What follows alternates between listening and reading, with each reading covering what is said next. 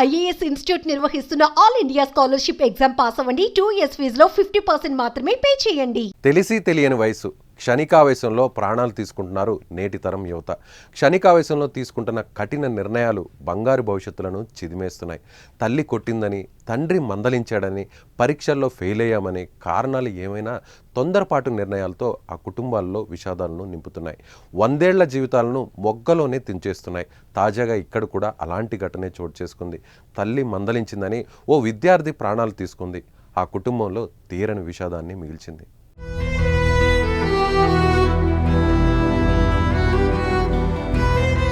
ఖమ్మం జిల్లాలోని మామిళ్లగూడెంలో మన్నూరు నవీన్ బాబు, అనురాధ దంపతులు నివాసం ఉంటున్నారు. వీరికి ఓ కుమారుడు, కుమార్తె ఉన్నారు. కుమారుడు ఏలూరులో బీటెక్ చదువుతుండగా కుమార్తె లక్ష్మీ నక్షత్ర ఖమ్మంలోనే ఓ ప్రైవేట్ పాఠశాలలో 10వ తరగతి చదువుతుంది.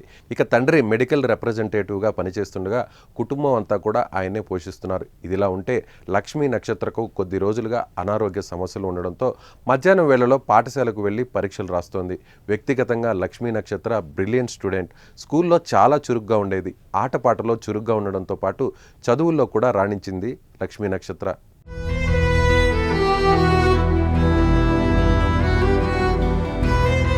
ఇక సోమవారం మధ్యాహ్నం పాఠశాలకు వెళ్లాల్సి ఉండగా ఉదయం పెన్ను కొనుక్కొని వస్తానని చెప్పి ఇంటి నుంచి వెళ్లిన నక్షత్ర తిరిగి ఇంటికి వచ్చేసరికి కొంచెం ఆలస్యమైంది.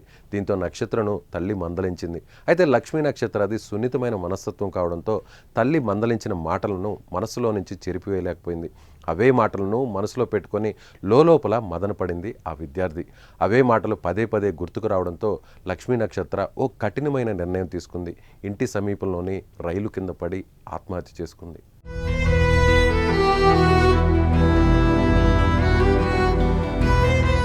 ఇక లక్ష్మీ నక్షత్ర మృతితో తల్లిదండ్రులు గుండెలు పగిలేలా రోధిస్తున్నారు. ఎంత పని చేసావు నక్షత్ర అంటూ పోరున విలపిస్తున్నారు. తన కుమార్తె నేడు స్కూలుకు వెళ్తే బతికి ఉండేదని, తమను ఒంటరిని చేసి వెళ్ళిపోయిందని విలపిస్తున్నారు. తల్లి నక్షత్ర, తమని వదిలి వెళ్ళిపోయావా అంటూ ఆ తల్లిదండ్రులు విలపిస్తున్న తీరు స్థానికులకు సైతం కంటనీరు తెప్పిస్తోంది.